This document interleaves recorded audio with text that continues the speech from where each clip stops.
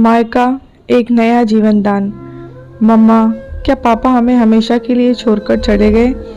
रिद्धि दीदी कह रही थी कि वो अब कभी वापस नहीं आएंगे। कहते कहते रेणु की छोटी बेटी सिद्धि की आंखों से आंसू की अविरल धारा बह निकली। मुखबद्ध रेणु ने अपनी दोनों बेटियों सिद्धि और रिद्धि के आंसू पोंछे। उन्होंने अपने हृदय से लगाकर वह अपने पिछले दिनों की अविस्मरणीय यादों में खो गई। कभी कल तक तो रेणु की जिंदगी बहुत खुशहाल थी, खेलता हंसता एक प्यारा सा परिवार था। पर अचानक समय ने करवट ली और उसकी खुशहाल जिंदगी बेरंग और सूनी हो गई। रेणु का विवाह एक संयुक्त परिवार में हुआ था। पति सोमेश से असीम प्रेम मिला, जो उनसे एक पल की दूरी भी उसे गवारा नहीं थी। इसी कारण मायके भी वह कभी कभार ही आया करती थी। विवाह को केवल 8 बरस ही बीते थे कि एक भयानक कार दुर्घटना में सोमेश की मृत्यु हो गई। पुत्र की आकस्मिक मृत्यु का दुख ससुर जी सहन न कर सके और हृदयाघात से वे चल बसे।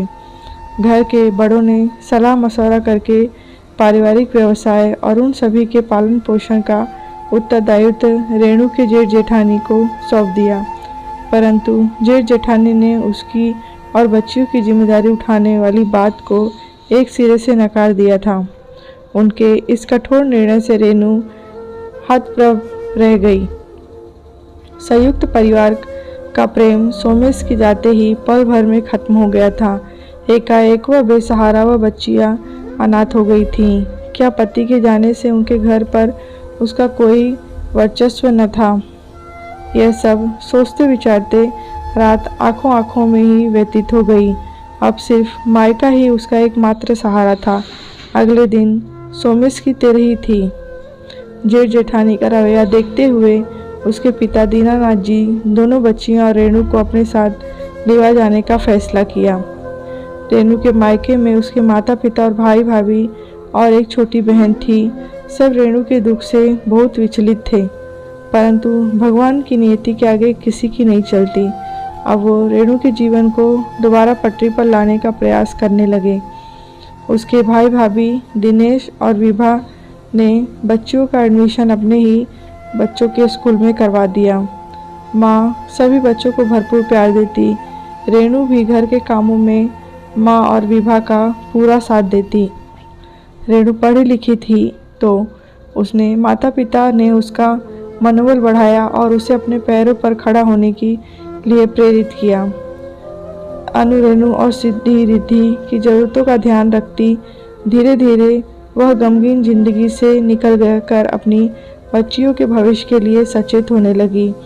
इस बीच छोटी बहन अनु का विवाह भी हो गया, पर विभा ने अनु की कमी खलने नहीं दी। आज कई दिनों बाद रेणु के चेहरे पर मनमोहक मुस्कान थी। एक प्राइवेट स्कूल में उसे बतौर अध्यापिका जो नियुक्त कर लिया गया था। पूरा परिवार उसकी उपस्थिति से बहुत प्रसन्न था। माँ और विभा दोनों ने मिलकर आज रेणु का मनपसंद खाना बनाया। रेणु ने स्कूल जाना शुरू किया तो उसकी भाभी विभा ने दोनों बच्चियों की पूरी जिम्मेदारी अपने कंधों पर उठा ली। विभा रिद्धि सिद्धि को अपने बच्चों के साथ ही समय पर स्कूल भेजती, उन्हें पढ़ाती लिखाती व उनके गृह कार्य में मदद करती। विभा ने रेणु का भरपूर साथ दिया। मायके में सभी के साथ सबके प्यार और विश्वास ने बेजान रेणु को फिर से जीवन जीना सिखाया। मायके में भाई भाभी के सहयोग से रेणु दोनों बच्चियों को अपने पैरों पर खड़ा करने में कामयाब हुई। आज रेणु की बड़ी बेटी रिद्धि का विवाह है। दिनेश और विभा ने विवाह की तैयारियों में कोई कोर कसर न रखी। बारातियों का स्वागत और शादी के समारोह में कोई कमी नहीं थी। इतने सब पर भी रेणु के मन में एक अजीब सी हलचल मची हुई थी। रेणु सोमेश की फोटो को टकटकी लगाए देख रही है। आज आप होते तो हमारी रिद्धि का हृदय से एक हुंक सी उठी और आंसुओं के रूप में बह निकली। उसकी रुलाई फूट पड़ी। रेणु जीजी, कहाँ खो गई आप? देखो ना, वर वधू फेरों पर बैठे हैं। और आप यहाँ आंसू बहा रही हैं।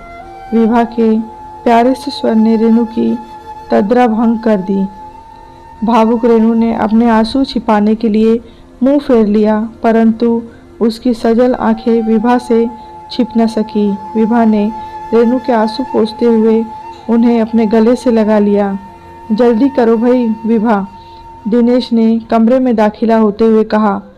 हमारी बड़ी बिटिया का कन्यादान नहीं करना क्या? दिनेश के शब्द सुनकर रेणु के बहते हुए गम के आंसू खुशी के आंसुओं में परिवर्तित हो चुके थे। विभा और दिनेश का धन्यवाद करने के लिए उसके पास शब्द नहीं थे।